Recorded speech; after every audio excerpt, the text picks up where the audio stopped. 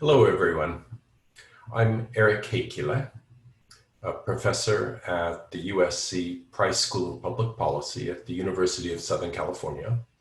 And this is one of a series of lectures that I'm presenting on my book, China from a US Policy Perspective. Today, we'll be looking at China from a US urban policy perspective. This is important because most of us in the United States, in fact, are urban dwellers. 5 out of every 6 Americans reside in cities. And so this is where we experience our lives, and this is where we experience the impact of China's rise. And we'll look in particular at 3 aspects of that. One being climate change, which we discussed in the previous chapter, and another being trade-related impacts, and a third being impacts in our cities arising from foreign direct investment, in particular from China. So let's begin. We'll start again with cities.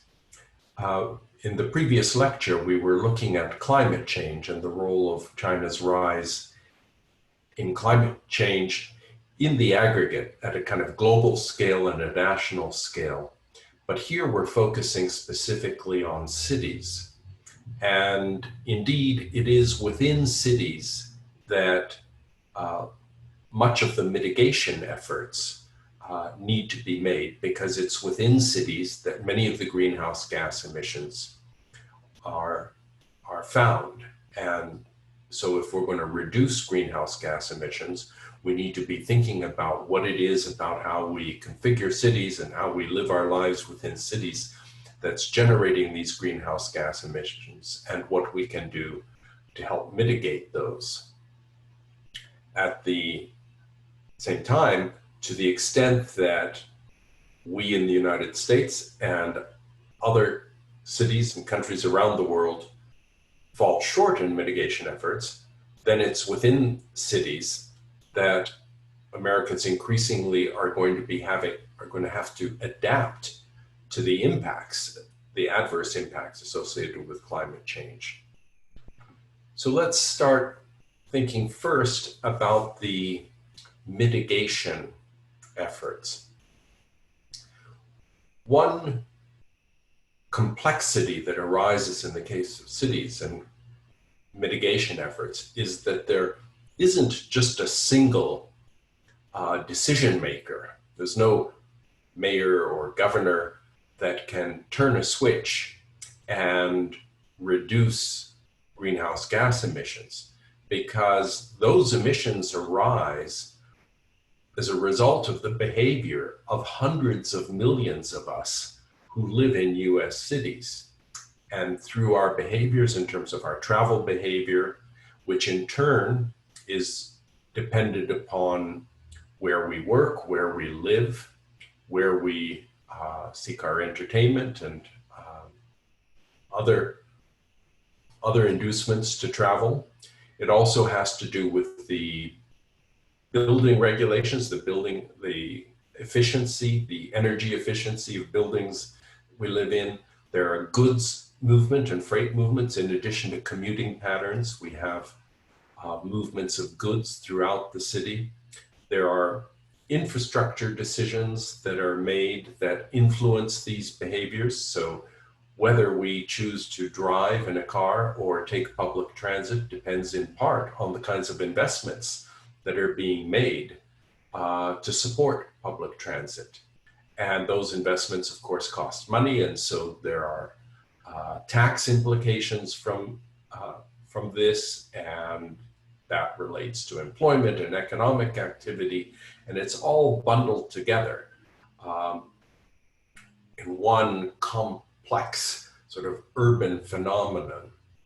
And while these cities are in the US, China's rise figures into this challenge, as we saw in the previous lecture, the previous chapter, in an indirect but very powerful way, because the gap between the level of emissions that we need to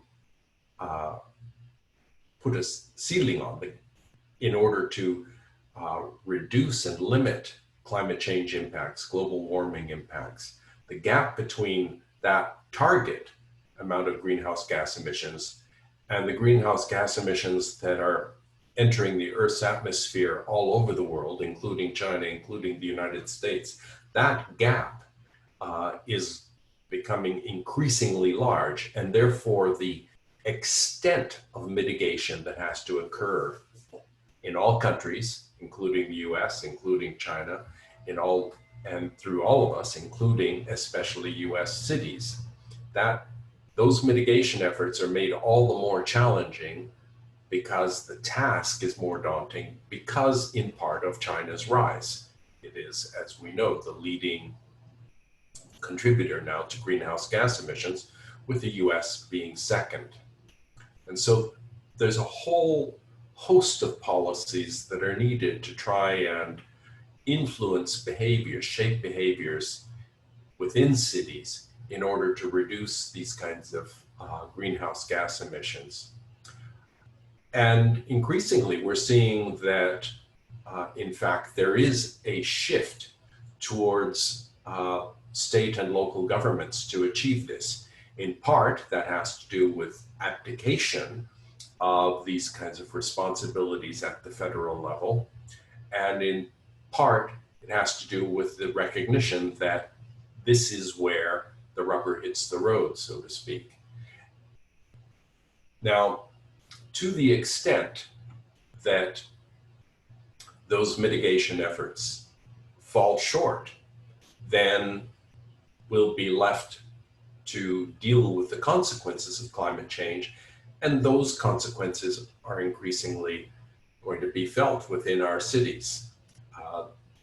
This photo on the left is of New Orleans in the aftermath of Hurricane Katrina. And we see that adaptation itself is expensive, both in terms of just dealing with the adverse impacts and in terms of trying to brace ourselves for them through infrastructure investments on levees, on pump stations, on flood walls, such as the ones depicted here, again, for New Orleans.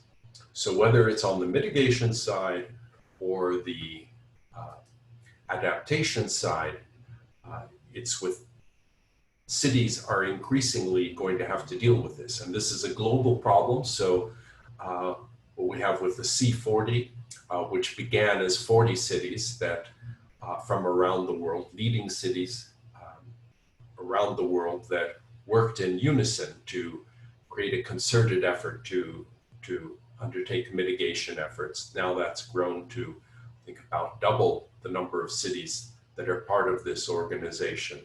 But increasingly, that's one facet of the rise of China, and how it's felt within cities is through the climate change angle. But another facet is through trade, and in particular, cargo movements, which are the physical manifestation of trade. And this is felt in particular in cities such as the Los Angeles metropolitan area, which contains the Port of Long Beach, the Port of Los Angeles, which has been a major locus for a lot of the cargo movements coming from China and into the United States.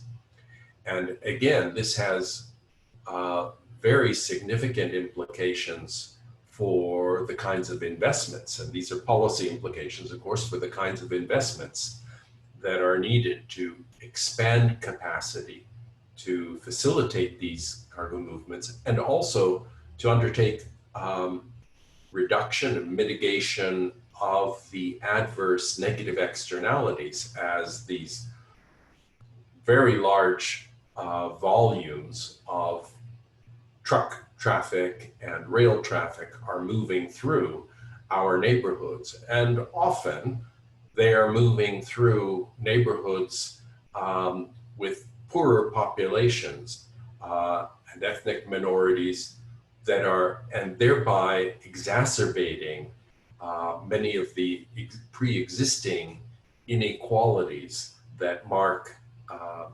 US contemporary life. So that's one part of it, just within the cities. But of course, once this cargo moves through the cities, out of Los Angeles, for example, and onto the rest of the country, then we're looking at policy issues pertaining to infrastructure investments on a national scale to facilitate these kind of movements, because as the roadways and railways become increasingly choked with these cargo movements, we have to be thinking about how to upgrade in what in many cases is an aging transportation infrastructure. And of course, cities lie at the nexus points of these national-wide transportation networks. In recent years, we're finding, especially with the expansion of the Panama Canal, which now allows for movements of much larger cargo ships, we're finding that cargo coming from China is now able to pass through the Panama Canal and access the ports on the east coast of the United States directly. So the kind of impacts within urban areas, especially port cities, that we had just discussed in the case of the Los Angeles metropolitan area, increasingly we're going to find cities on the East Coast that are also coping with these kinds of impacts and having to think about the appropriate policies for investing in infrastructure that can manage the capacity of these cargo flows while at the same time mitigating the negative externalities associated with them. And of course, in the context of trade, it's not just cargo movements, those physical movements of cargo, but as we saw in an earlier chapter, looking at employment and income, trade also has an impact on employment. And as we saw earlier, it's not evenly spread across industries or even within industries. So certain industries are impacted more heavily by others. Certain employees within a given industry, especially low-skilled employees, are more likely to be negatively impacted, perhaps to lose their jobs. And geographically, that is not, again, even across the map. There are some metropolitan areas that actually find themselves generating jobs. Others are losing jobs. And so the landscape, the urban landscape, is reshaped through trade in terms of these employment effects as well. Another way in which our urban landscapes are impacted is through the direct foreign investment.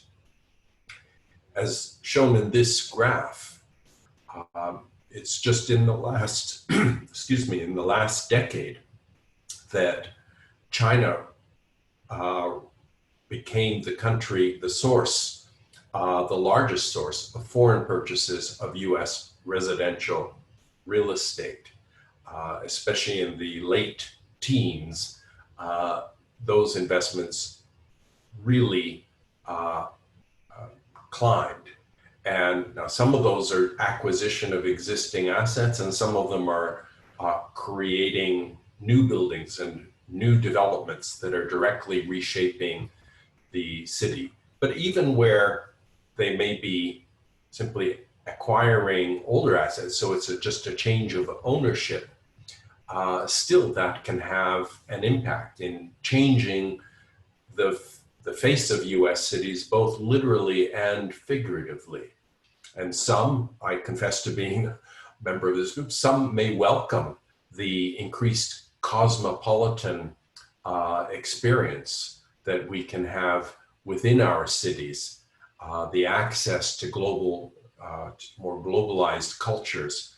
Others, understandably, may find themselves feeling alienated, finding themselves especially if they've been in neighborhoods for a long time that have undergone very dramatic change, and finding, well, I've lived here all of my life and I feel like I'm a stranger or an alien in my own neighborhood now. I can't read the signs, I can't understand the language that's being spoken around me.